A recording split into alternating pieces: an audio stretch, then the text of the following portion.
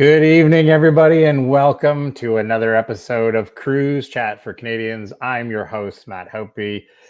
Joining us tonight on the panel, we have the owner of Vacations for Canadians, Tina Dowd. As well, we have Trisha and Linda working hard behind the scenes as always. And while we might have a smaller panel this evening, that doesn't mean we don't lack the charisma of the 8 panelists we had last week. So we're very excited to be here with you, and with a very hot topic that is on everybody's minds as of late, which is non-US ports. But before we get into the presentation, as always, we ask you to drop your names in the comments. Make sure to tell us where you're from, where you're watching from, as well as throw any questions that you have in there, whether it has to do with non-US ports or any other cruise questions that might be burning in the back of your minds, and we'll do our best to try and answer them for you.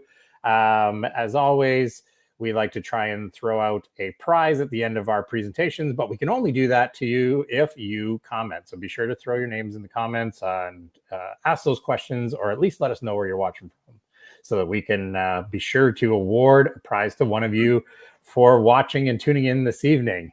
Who are we? Well, we are vacation specialists. The majority of us are cruise specialists. However, we have branched out now, and now we're looking after world travel when it comes to land tours. We also have our magical vacations. So we have Sherry looking after your Disney dreams or Universal Studios. So we are really branching out now, but the focus for this obviously is cruising, and with tonight's focus being non-US ports. So with that, I'm going to turn things over to Tina to talk to us all about non-US ports. Thank you, Matt. Now, this is such a hot topic these days. We get asked this question so many times every week. Where can I sail that doesn't stop, start, or end up in the US? And there is no judgment on our part. You want to go out of the US, that's fine. You don't want to go to the US, that's fine as well. Let us know. We're always happy to give you the options that you are looking for. So, but because we get asked this question so much, we have written a couple of articles about it and thought that it would be a good idea to do a cruise chat on it. So I'm going to give you the skinny and all the options that are out there, how you can sail and not go through the US. So let me move the next slide in my presentation. Okay. So I've drawn up a little picture of the world here. Basically, in a nutshell, and obviously there's going to be some outliers in river cruises and things like that, but these are the basic hot spots that we have for cruising. So Canada, obviously, it would be great if we could cruise out of Canada. There are a few options, and I will get to that. Greenland and Iceland, nice Northern Europe cruise. Europe as well, tons of ocean and river cruising over in Europe. Mexico, Central America, and the Caribbean. That's where a lot of people love to go, especially to get away from the Canadian cold winters. Very popular spot. And I will go into more of that as well. South America, not as popular, but still some fantastic cruising down there, whether that be Buenos Aires, Rio, Antarctica, Patagonia, Chile, fjords. There's so much over there to see and do. Africa, again, not as popular, but a lot of options over in Africa, whether you want to go on the East Coast, the southern tip to Cape Town, or there's some river cruises as well over there through Egypt and on the Nile.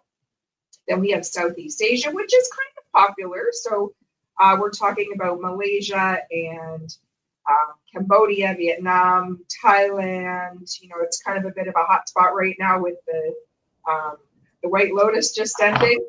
Then we have Oceania, which you would also know as Australia, and that includes New Zealand. Also includes some of the French Polynesia Islands. And we have Japan, which is another hotspot. Matt's actually got a group going there next year. And Japan is a fantastic island because you can cruise around it in just over a week. And, or, you know, you can do a 2-week if you want to hit more spots. And there's so much to see and do. And it's just a lovely, lovely island. Okay, but I am going to focus the discussion today on Canada, the Caribbean, and on transatlantic. So one's going in and out. All right, the next slide. And feel free to pop your questions in anytime. So I know you've got questions. So feel free to ask them, and I'm happy to answer them, or someone on the panel can. Okay, here's a map of Canada. And this is what we are struggling with. So many of you are asking, how can I sail out of Canada? Well, we really only have 3 Canadian ports, other than, maybe some of the smaller ones that can only handle the small ships, which are typically very expensive because they tend to be luxury. Vancouver is probably the biggest one that we have, and the big ships can get in and out of Vancouver. But here's the issue. If you go out of Vancouver, where are you going to go? So you're either going north or south. You could go west, but it typically will go north first. And that's all US. So if you want to avoid US ports, there really isn't options out of Vancouver. You're either going to Hawaii, you're going down the West Coast, or you're going up through Alaska. So that one, take that one off as an option. Then we're going to go to Halifax onto the other end. Wouldn't that be a great option? Oh, I think my arrow got turned around there, Linda. That arrow was supposed to be pointing at Halifax. I apologize for that.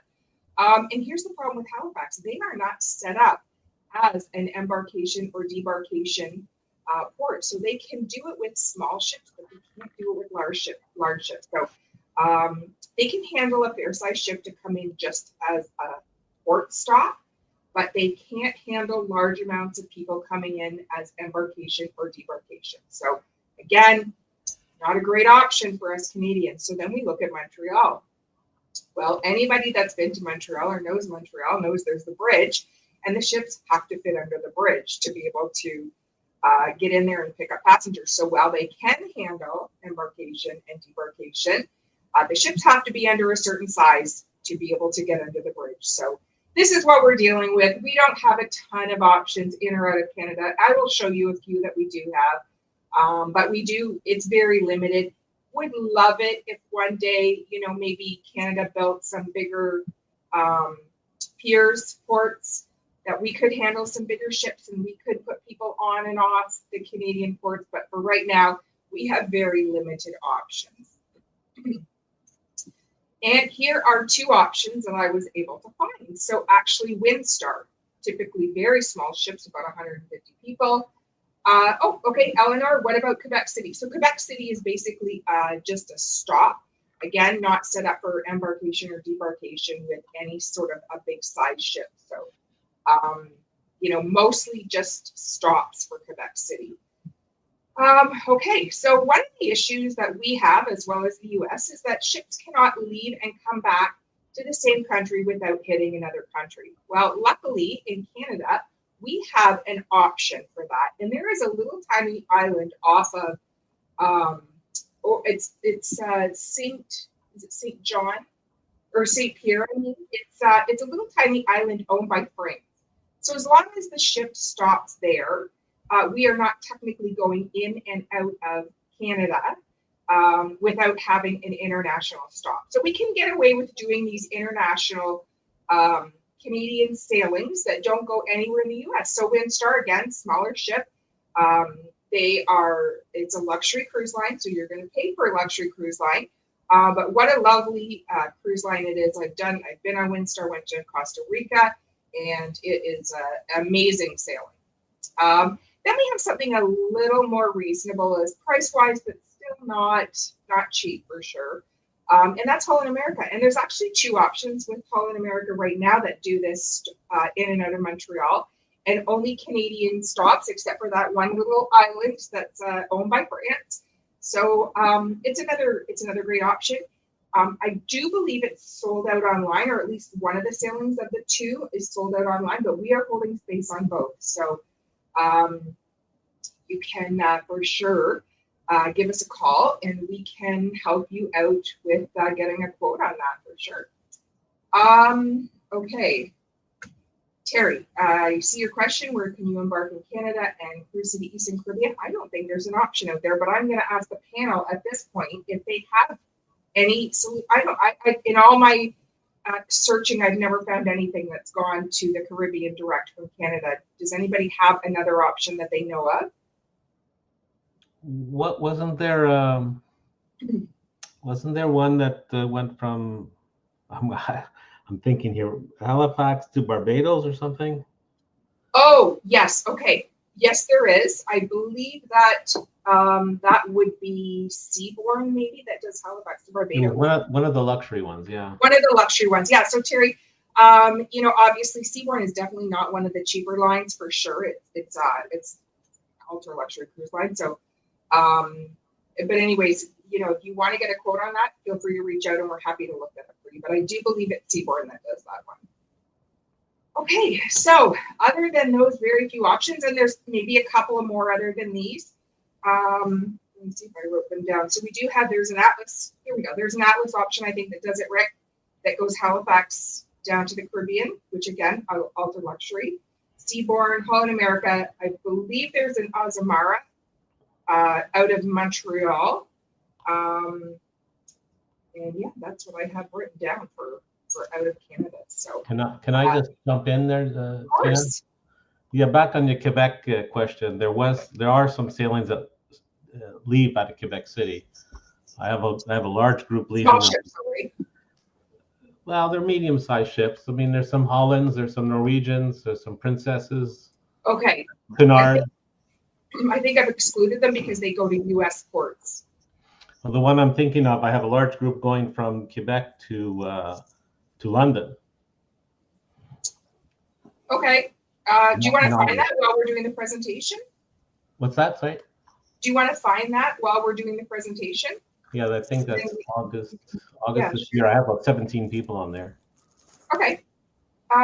Terry, do you want us to spell Seabourn? I just put it in the chat.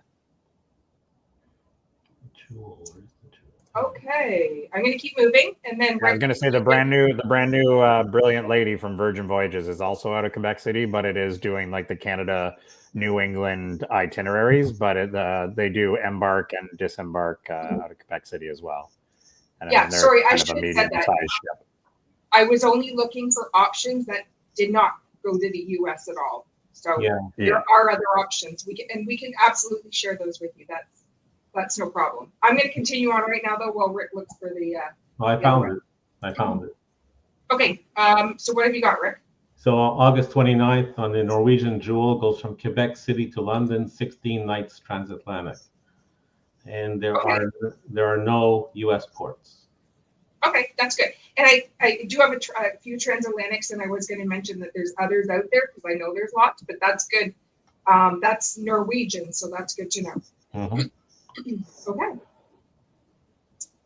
I'm going to keep going, and actually, we're going to talk about transatlantics here. So we talked a little bit about Trans-Pacific, and that it's not a great option because they typically will go north before they go west. So when you're coming out of Vancouver, they will typically go through Alaska before they head over to Japan or Asia. So I didn't include any Trans-Pacific, but here I found a couple of options, and it's interesting. The one on the left, I'm actually going on. It's July 11th on Oceania Marina, and it goes from Reykjavik to Montreal. And there's still lots of room on that sailing if that's something that interests you. Again, it's a premium cruise, upper premium cruise line, so it's not quite luxury, but definitely more expensive than a typical premium cruise line. So we'll take that into account when you're looking at pricing. But Reykjavik is actually not that far. It's only about a 5-hour flight from Toronto, so flight prices aren't that good. And then we have Zamara next, and that's again very similar. Reykjavik, and it goes into Montreal. These are options that don't have any stops going to the U.S. So, Lori, I would agree with you. I love Oceania. It's a great one. There are other options, as Rick just gave you one, and they're out there. They are out there if you're willing to do the repositioning, which means that you typically have to go to Europe to start. Okay. Oh, look at this. The arrows are all kind of wonky, eh? I apologize. They were all pointing to the islands, but now it looks like they aren't. I'm sorry. Things sometimes go a little wonky from where we prepare it in Canva to when it gets over to this program, which is StreamYard. So I apologize for that. But these are the places that I have found that we can sail as an embarkation or debarkation port going in and out of the Caribbean. So if you don't want to start in Florida, which is what a lot of people have said they're uncomfortable with going into Florida right now, or going out of New Jersey or New York, these are the options. Now, I just want you to keep in mind, if you look at where these islands are versus where Florida is, you have to understand that the flights are going to be further, and obviously that increases costs. So, but we do have St. Martin, Guadeloupe, Martinique, La Romana, Dominican Republic, Cologne, Panama, Cartagena, Colombia, and Barbados. So, and I'm gonna put it all in the next slide where it tells you who goes out of which one. Okay, yes. So MSC. So this MSC one, this one at the top left is a 14-night, and it goes in and out of Barbados. These are just options, by the way. You just need to contact us, and we'll help you find what you're looking for. But that's a 7-night option. The beauty with these ones that are going out of these Caribbean ports, I have to say, is that you don't spend a day getting to the Caribbean like you do out of Florida. And these itineraries tend to be amazing and really sought after itineraries. The one on the bottom here, we have going, sorry, I'm going to go to the one on the right, which is in and out of Guadeloupe. And then we have the one on the bottom, which I believe is going out of Martinique. Okay, so those are your options. Those are 2 7-day cruises there. Okay, Norwegian. I was able to find one option for Norwegian, and that's out of Dominican Republic, and they sail out of La Romana. Now, I don't know the Dominican Republic off the top of my head. I think Punta Cana is accessible to La Romana, if I'm not mistaken, maybe an hour. Matt, do you know the answer to that? If they were to fly in? I don't, but I will quickly Google it and give you a time frame. Thank you. Anyways, you can see Tortola, St. Kitts, St. Lucia, Aruba, Bonaire. So what an amazing itinerary this is. So, you might want to pay a few extra bucks to get to Punta Cana to start your cruise. And then you've got this absolutely fabulous itinerary. Okay. 55 minutes. So that was a good guess. Oh, perfect. So, sometimes you just have to make things up and they end up working out. Okay, yeah. So, flying into Punta Cana is actually not that big of a deal. I think it's a 5-hour flight. If you're going out of a major city, you can often get direct flights as well. Okay, Royal Caribbean options. I'm apologizing right now for the smallness of the itinerary, but they just go so wide. But if you can see the one on the left, it starts in Cologne, Panama. And the one on the right starts in Colombia, Cartagena. And these ones basically do Aruba and Curacao as their options. So even though there's probably quite a few sea days, if this is a 7-day itinerary, which they are, it's going to be quite a few sea days because you've only got 3 stops. You are already there in the ABC Islands. And you guys know from going out of Florida that it takes 2 days to get down to the ABC Islands. Well, you're starting there. So you're already in that beautiful, temperate, dry, desert type weather where you don't have the humidity, and it's just typically a beautiful weather vacation when you're that far south. All right. Then we have lots of options with luxury cruise lines. You can see I've got options from Azamara that go out of, that one is Barbados on the left. And then the one on the right is Silversea, which goes out of Cartagena. But I also was able to find Seabourn, Atlas, Windstar, Explora, and I'm sure there's more. So especially because the smaller the ship, the easier they can get in and out of smaller ports. So for sure, there's tons of options. Again, it's one of those things where, the price is going to reflect what you're getting. So be prepared. But you're also going to get something, maybe a greater experience that, you might not be able to put that back in the what am I trying to think of here? Where you? What's that? Back in the bottle. Yeah, genie back in the bottle. Okay. All right. We do have some practical considerations that we have to think about. So further travel, obviously, increase your flight costs. Everyone knows flight costs are definitely up these days. Gone are the days when we can get to the U.S. for $150. Especially if you want to go past the U.S. now or head on over to Europe, you're getting up there. Typically, you don't go that far without increasing your number of days. So you're not going to fly to, Europe to do 4 days. So, you have to take that into consideration that now you're going more days, which includes more excursions, more insurance, more meals, more drinks, more tips, just more expenses in general. So definitely, if you don't want to go out of the U.S., cost is a consideration. We all know that we love the Caribbean because we can get down there and get on a ship pretty cheap and relatively cheap compared to other travel options. Communication, we have to think about, do we have, some of us have plans that are US and Canada.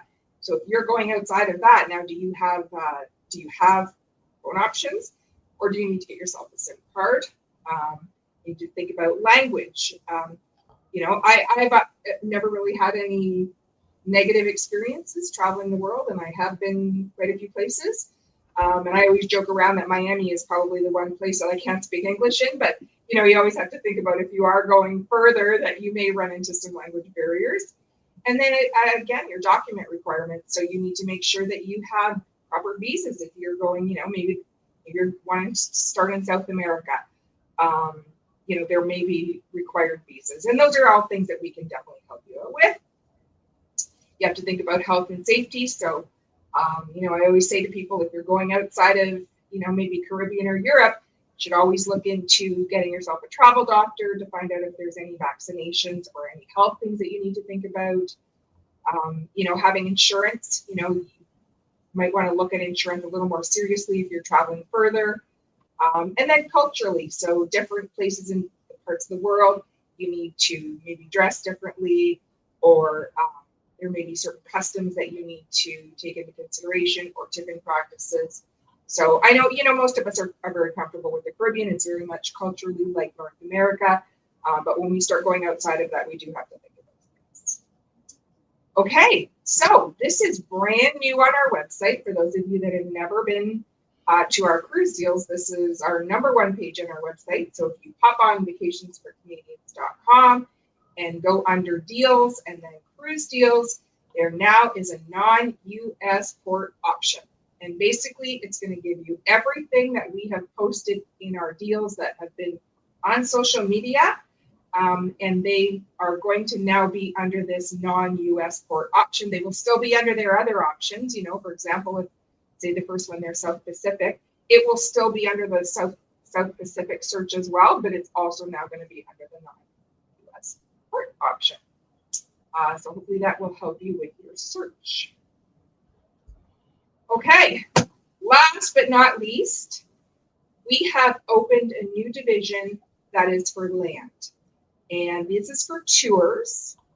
And we decided to do this when we felt the insurgence of people that were uncomfortable with necessarily cruising. They often go in and out of the US, and they wanted another option. I feel like maybe it has settled down a little bit. I think people are more getting a little more comfortable with the idea of going in and out of the US to get to their Caribbean vacation. But we brought this in as a just in case.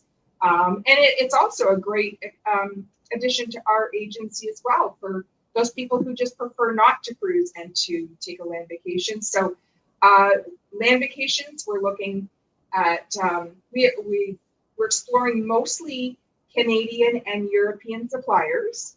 And these are guided tours. And if you're not already on our Facebook group, it's landvacationsforcanadians.com. And you will find there's deals posted there all the time. So whether you're, wanting to do an economical trip or a high-end luxury trip somewhere in the world, reach on out to Land Vacations and we can help you find something there. Okay, that's all I have to say. No, I think that covers a lot of it, Tina. And certainly, the one thing that I want to say is I'm so proud of the people that are watching and commenting that we didn't have any kind of political chatter, that we kept it very much focused on travel and the presentations. So kudos to everybody that we left all the political jargon out of it and we stuck to just focusing on the travel. So thank you to everybody for being respectful of the presentation and keeping your questions to the presentation itself. With that being said, I see a few people watching, and I want to make sure that everybody gets that chance to comment, to let us know who you are and where you're from, as well as if you have any comments about either the presentation itself, any of the cruise ports that Tina discussed, the itineraries, some of the cruise lines that you may be less familiar with. Be sure to throw those in the chat so that we can try to answer those for you. Some of those we've obviously been successful in selling to people already. For some people, they're less familiar with some of these cruise lines, especially the more luxury end of it. But a lot of these luxury lines are owned by other cruise lines. So sometimes some of the benefits that you might have accumulated with your cruise lines that you sail with normally can translate over to those luxury lines. So for instance, when Tina was showing the Silver Sea itinerary, if you are a regular celebrity guest or a regular Royal Caribbean guest, those tiers are all matched across the three lines. So if you are interested in sailing with Silver Sea and haven't done that before and looking at a non-US cruise port itinerary that Silver Sea offers, know that you can do tier matching with Silver Sea based on the loyalty status that you've built up with either celebrity or with Royal Caribbean. So those are great options as well. I see some of the comments coming in. That's great. Linda, have we got any questions flagged that we can start off with? We do not, but speaking of sort of luxury and maybe smaller ships, cruise lines that people haven't explored before, and we've talked about this before, where there's the sort of thought that if you move into a luxury line, it's dollars over dollars over dollars, but I see the deals come out, and we have some really amazing deals that are quite competitive with the contemporary cruise lines. So maybe I can just start with our panel, and just a quick question about luxury cruising, and kind of maybe not the super high end ones, because there are tiers to all of the brands, but your experience with cruising, sort of moving up the ladder toward maybe a more intimate experience. So I know for sure Rick and Matt and Tina. I'm not sure about Carrie and Trisha if they've been on some of those lines, but maybe we can start with Rick, go to Matt, and end with Tina. And Carrie, how about you? Have you done any of those lines? I'll start off, Linda. And thanks for the question, because it leads right into my hosted cruise on Azamara in April of 2026. And it's a great price. It was incredible. My wife and I were shopping around for a great Azamara cruise, and we found one. It was an incredible price with a great itinerary. You can get a veranda balcony for $5,200 with all the perks. So that's unheard of. It goes from Barcelona, many stops in France, Port Vendres, Sète, Marseille, Saint-Tropez, Ajaccio, Corsica, and Cannes and Nice. So it's a great itinerary. We've got a good group starting to join in, and it's going to be a fun one. And so on that, I was going to just ask a follow-up question. Sorry, Matt. Just in follow-up to that, when you say, for people who maybe haven't cruised with Azamara, when you say like all the perks, so when you look at what Azamara kind of brings to the table and what you would maybe pay for on another line, what can they expect, Rick? So they'll get the dining, and then it's a high-end dining. You get the drink packages, including alcohol. Now they offer a premium package, but for most people like me, that the basic package that's included will be covered. It's good enough. The gratuities are covered. Azamara has some amazing events. The Azamara evening and the what is it again?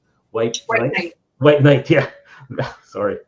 And then they throw in the unlimited self-serve laundry. So it's great for the longer cruises that are more than 7 days. You can pack less, and so that's they focus on that. And Azamara, they specialize smaller ships, 700 people max, and they can get into all those little ports that other cruise lines would have to tender to. So you can dock right into the city, and you're right there. Amazing. Yeah. All right. How about you, Matt? So I was going to take a page out of Rick's book, and I would talk about a sailing that I'm looking forward to as well, which is the Viking River Cruise that I'm doing in Europe. So, I mean, again, non-US ports, but although the price might be higher, that's also because every single port that you're going to, the excursions are included.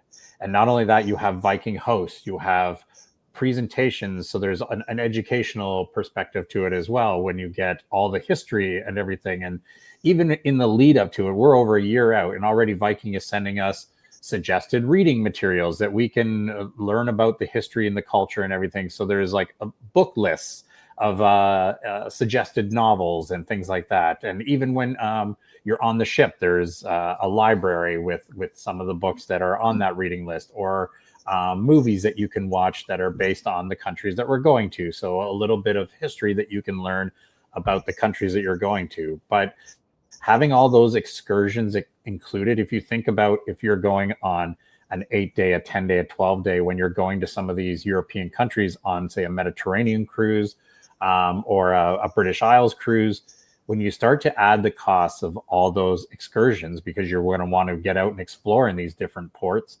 when you start to think about the costs that are wrapped into all of those, and then you just put it right into the cruise fare, and there's more than one option in some of these ports. So, I mean, you still have the variety that you would normally have to pick. And then there's also some signature ones that you may pay an additional fee for, but you get a very, very intimate, unique experience at some of those excursions. So having that wrapped into that, I mean, and then again, like Rick was saying, you're talking about, high quality dining, as opposed to, on a contemporary ship where you would have to pay for that as a signature, like specialty dining experience. This is part of that dining experience that you have on the cruise line, and then the beverage package being included. So when you start to wrap in all of those perks, and especially the excursions, the Viking hosts that are there with you, either on the ship or on those excursions, and all of that wrapped in, that's where the price starts to make a lot more sense when you look at an all-inclusive kind of package. All Matt, right. And Tina? Why don't you mention the dates of your hosted cruise? Yeah, so for mine, we're doing Christmas on the Danube. So we're looking at the Viking sailing from November 27th to December 4th of 2026. So we're departing out of Budapest in Hungary, and we're going to end in Regensburg in Germany, which is right near Munich. So we're starting in Hungary. We're going through Austria. So we have a couple of different port stops in Austria. We have an overnight in Vienna.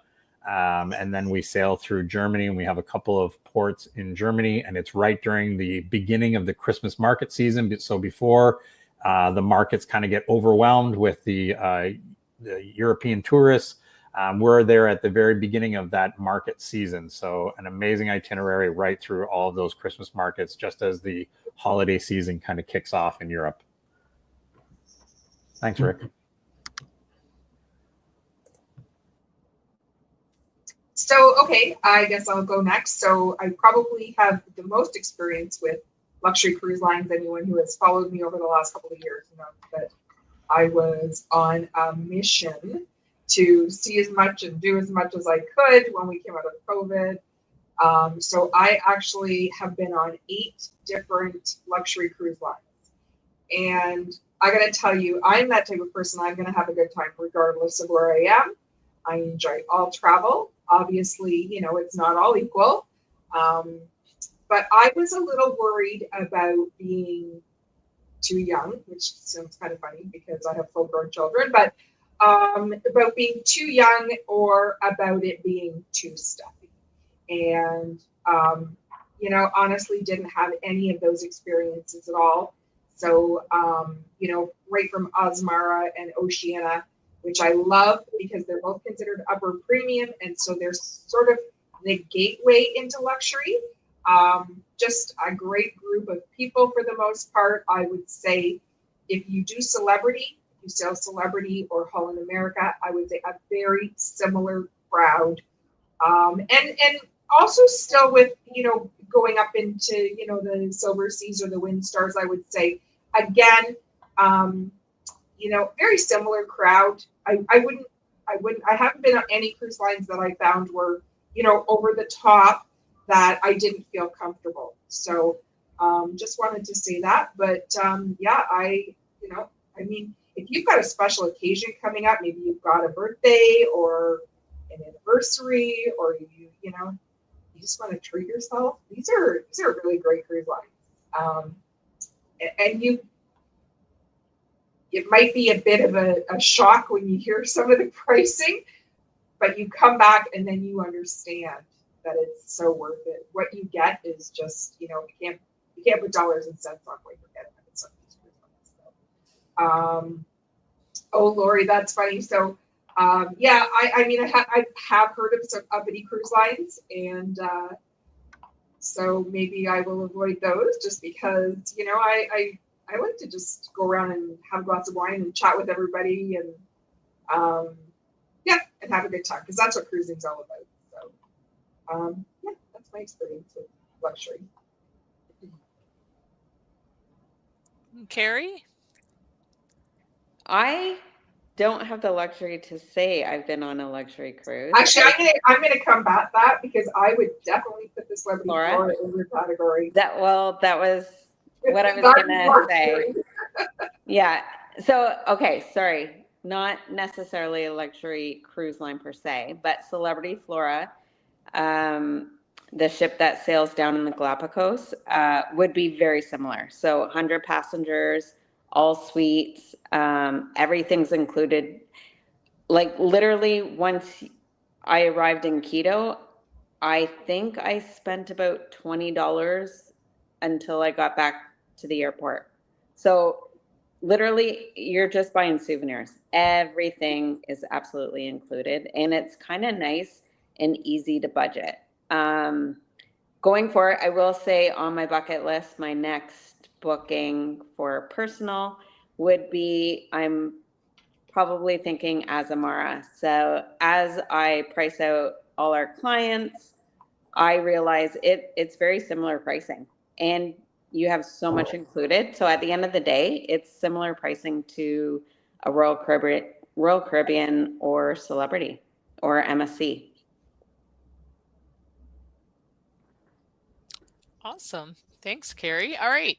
We do have some questions coming in now, so you don't have to put up with my questions. You get ones from our live audience.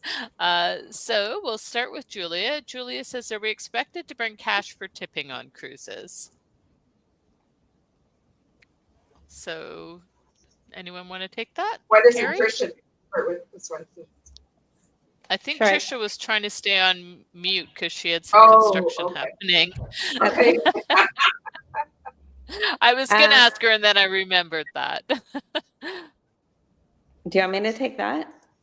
Sure. I think tipping is personal preference. It always is. I always prepay gratuities in advance if it's not included. I just like getting it done over with. So just in case if I forget or I'm not keeping track of cash, make sure I have everything. Like back in the day where you had to fill the envelopes, those are long gone. So, and I don't like the bill at the end of the day. I like to pre-plan, get everything paid for, and just have spending money at the end of the day. That being said, so those gratuities go to the room stewards, the waiters, etc. But you're always on the ship. If someone does something special, I'll usually keep some cash for drinks if someone's serving me drinks all day by the pool or at the bar, I usually get the same waiters. They know your drink by day 2. Then I'll give them a little extra. If someone does something special for me, I will give extra. But again, personal preference. Other people might have different thoughts around that. I was going to say the same thing, Carrie. I mean, we always prepay our gratuities, and but we always make sure to recognize anybody who's gone above and beyond. You know, if you ask for a special thing, and they respond, you know, you got to remember it. These people, they work hard, they work long hours, and they're sending the money back to their families back home. So I always keep that in mind, and you know, show appreciation. Yeah, I always do a notes on my phone and try to keep track of all the people that were standout servers or bartenders or just the name of our stateroom attendant.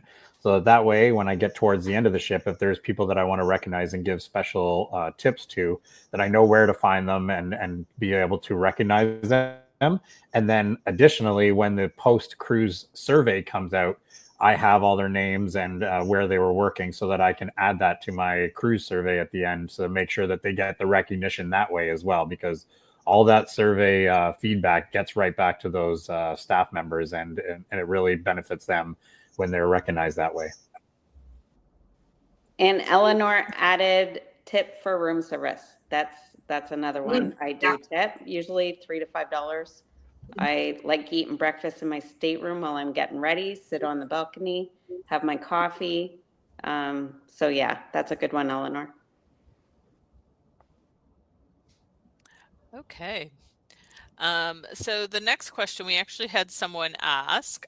So we had a couple of questions regarding, so Lori said, I've heard some higher end lines, the passengers can be uppity.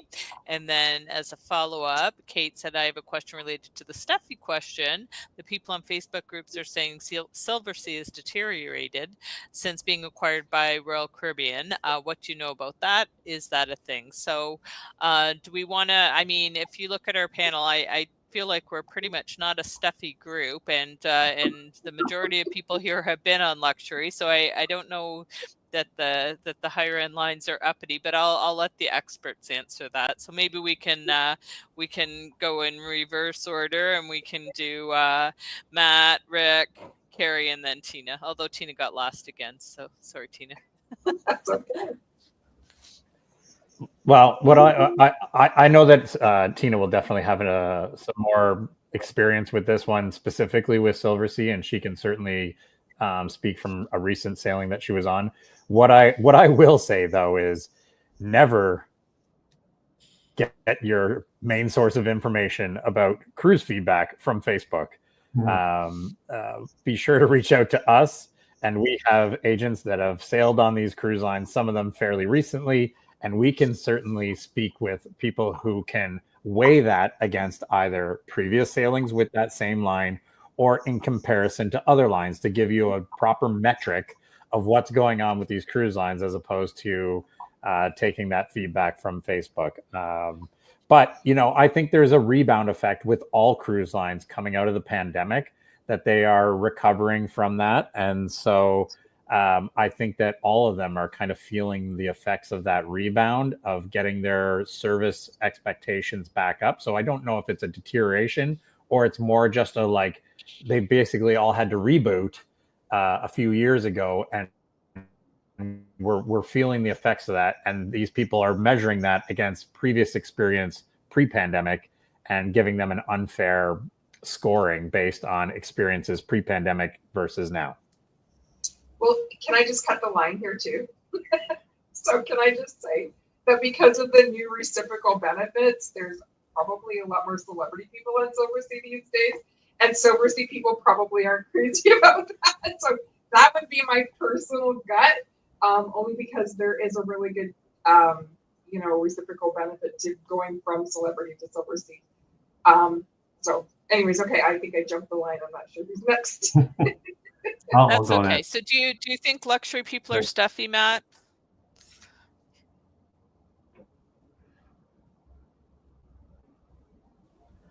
Sorry, I was on mute there when I was taking a drink. No, I don't think so. I think that, there's obviously going to be a demographic that's in a different,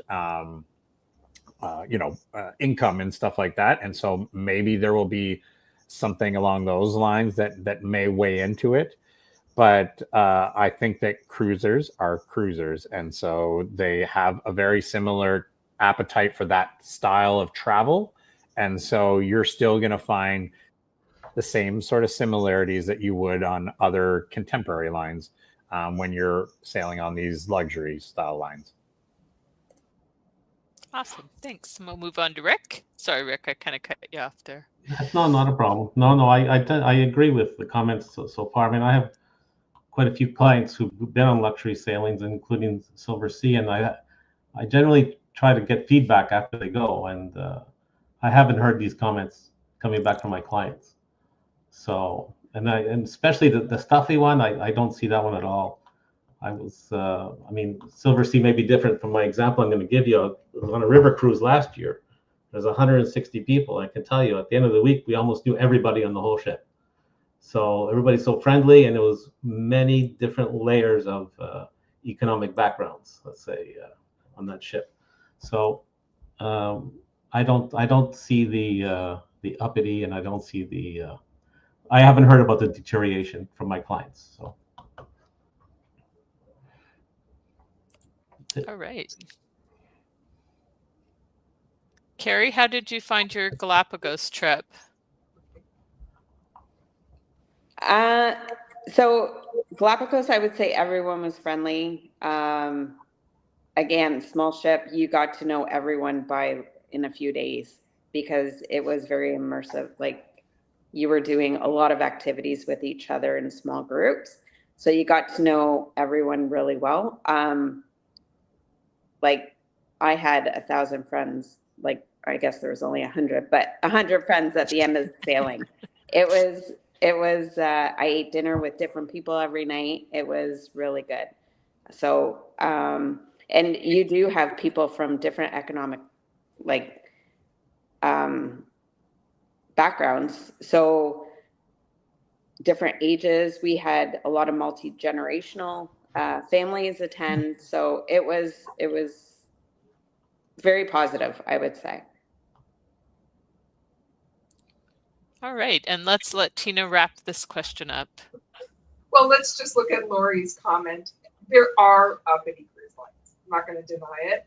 I don't know that we sell any of them. Well, maybe one that I can think of, but honestly, because there are uppity people. Let's be real. There are people that are like that, and so there has to be cruise lines for them. And I hope that we're going to steer you guys in the right direction. And we pretty much have a good finger on the pulse with our clients and know what you guys like, and we're going to steer you away from those if we feel like it's a bad idea.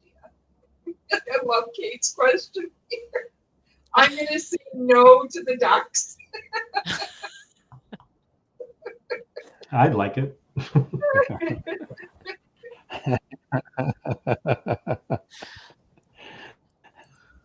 All right. Yeah. Okay. Maybe if it was bedazzled or something. Oh, sorry, I already did that one.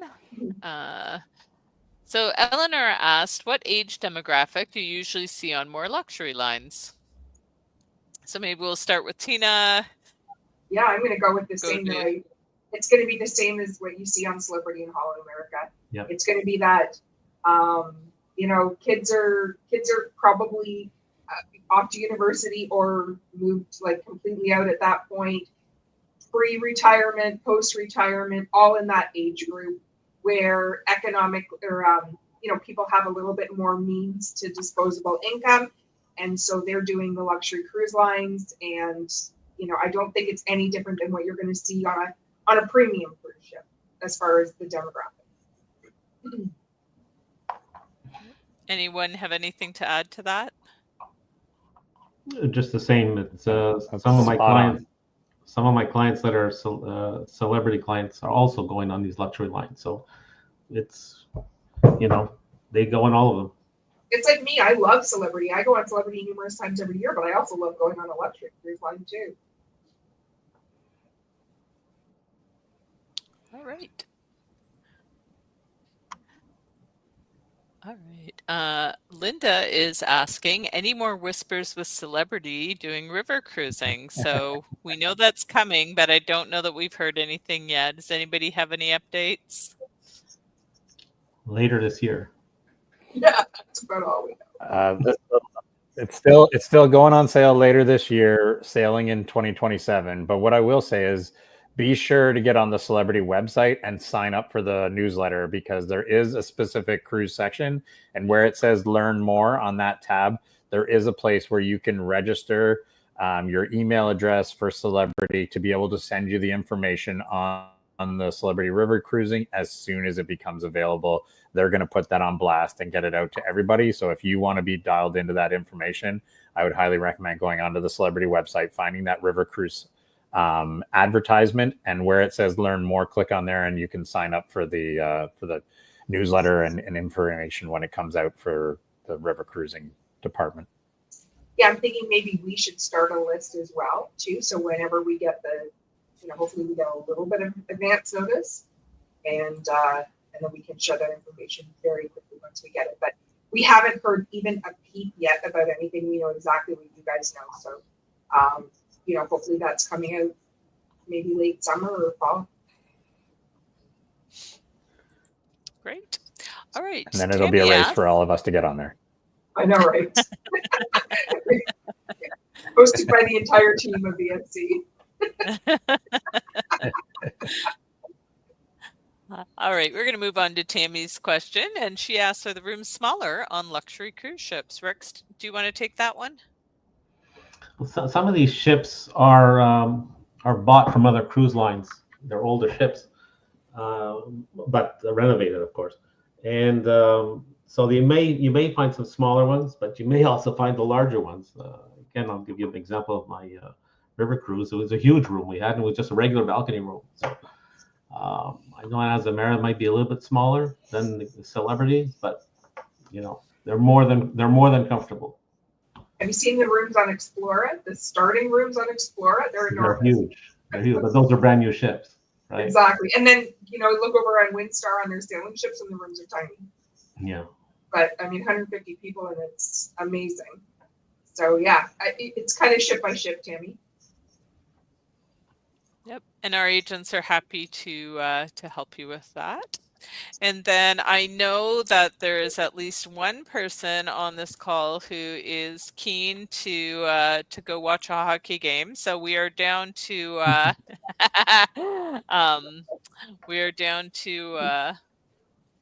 question, not really a question, more of a comment. So Kate says 35th wedding anniversary on Silversea this Christmas, New Year's. First experience on a Lux line. Thanks for arranging that, Matt. So yeah, it's very much excited to see all of her posts when she's on that line, because we've been counting down to this one for a while now. Actually, I forgot that I wanted to say this about Silversea. So one of the things that also changed was you used to have to wear a jacket and tie into the main dining room, and there's no buffet option on Silversea. So when I did Silversea, my husband obviously didn't like me, and I actually do like to dress up, but my husband was annoyed. They would put a tuxedo jacket on him and a bow tie if he tried to get in there without a jacket and tie. So they've changed that now. So just it's a little bit more. I think they're maybe just a little bit more chill on that kind of stuff these days, and I think that's where people are wanting. So the cruise lines are going towards that. Yeah, the only one that would have a very formal evening with tuxedo, etc., would be Canard. But they have you have some options. You don't have to participate in that dressing if you don't want to.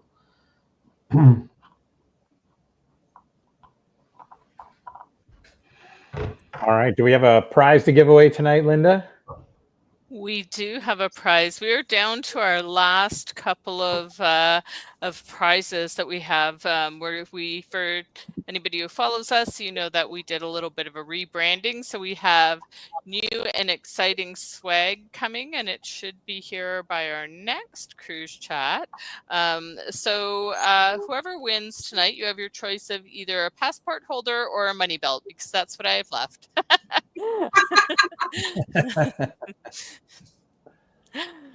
So I'm just going to share my screen. As always, if Vacations for Canadians or one of our agents comes up as the winner, we will draw again.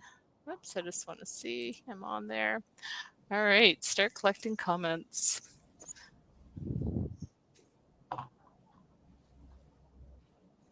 And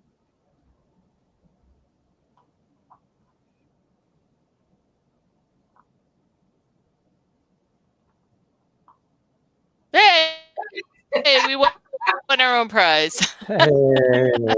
We're going to draw again. So we like to hold out little anticipation there. See if we can get through everybody that. Hey, Linda, congratulations. And not me, Linda. Linda Rideout. Congratulations. There is another question that maybe we want to bounce back to quickly. Is that the one from Mike? Oh. Yeah. Mm-hmm. Sure. So I think that maybe that was because we talked about tips. Okay, so Mike says, I'm a little confused with all the interesting information from you. We traveled this year for our first time ever, but fortunately with a group that had traveled multiple times. We cruised for 14 nights on NCL Prima, and we never ever had the same waiter, bartender, or other staff in the whole time.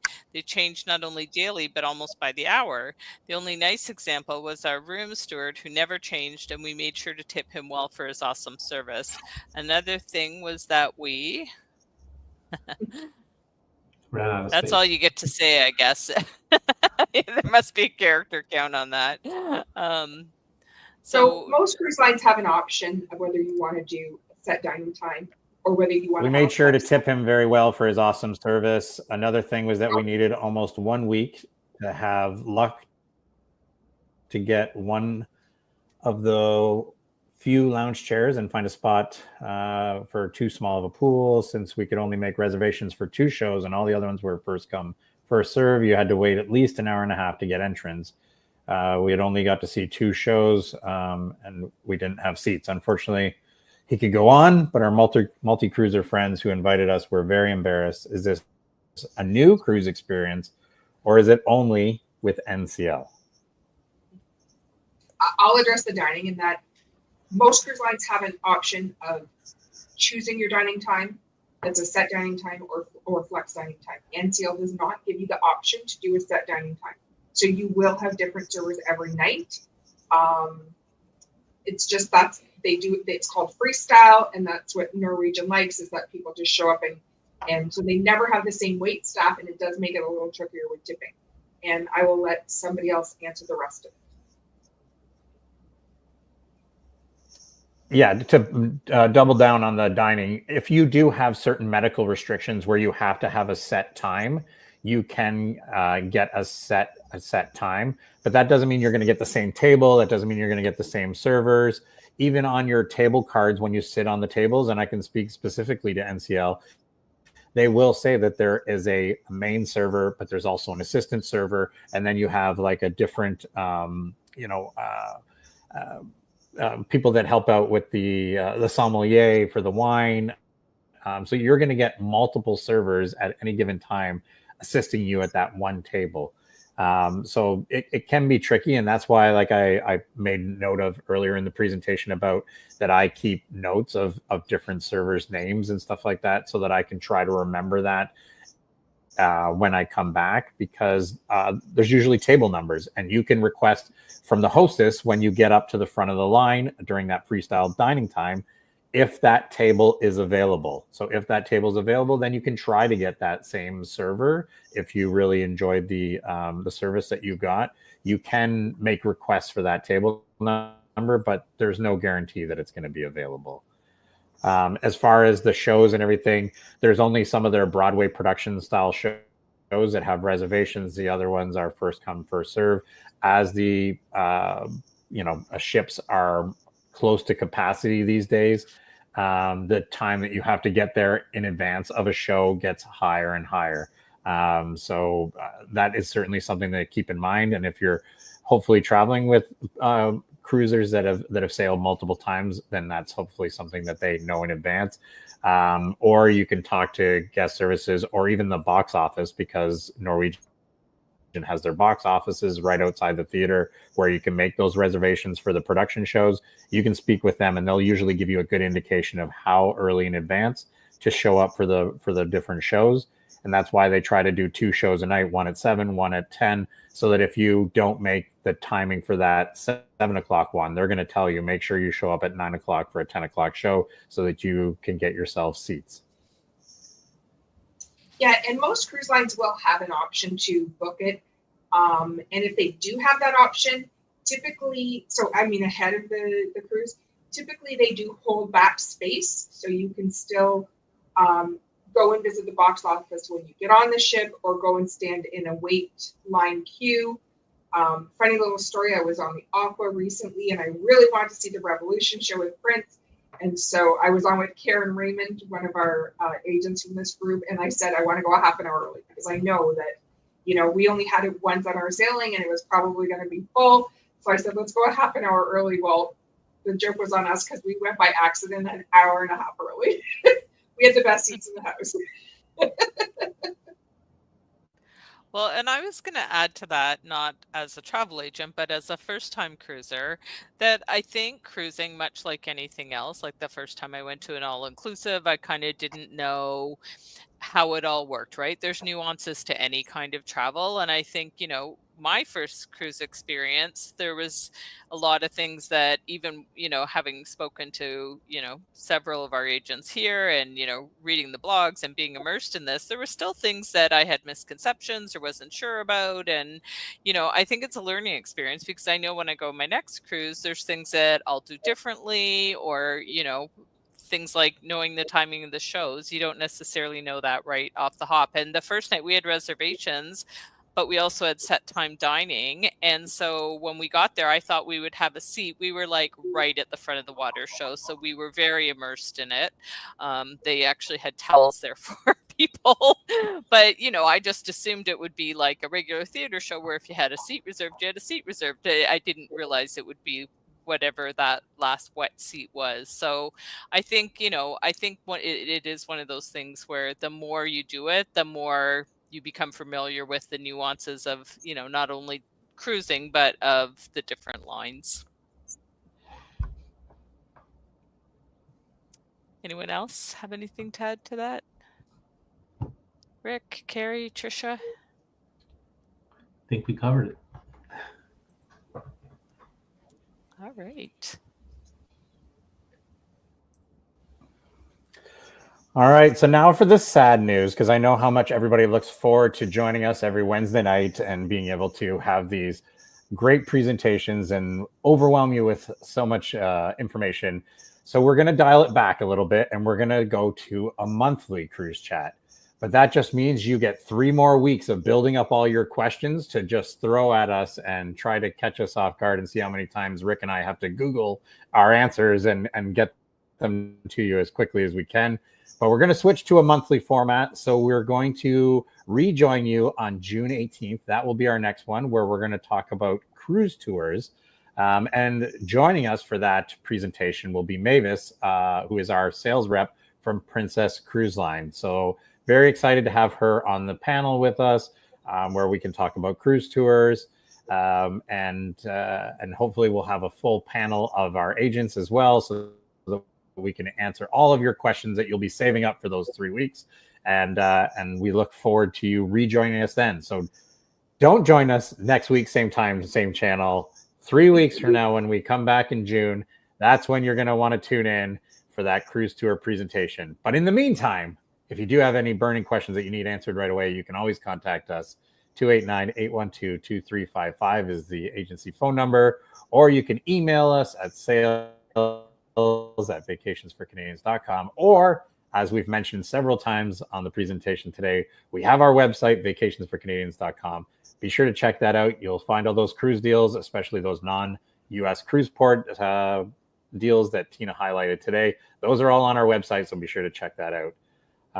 But that's it for all of us. As always, thank you to everyone on the panel, Tina, Rick, Trisha, Carrie, and Linda working hard behind the scenes. I'm Matt Hope. Thank you so much for joining us, and we will see you in June for our next episode. Bye, everybody.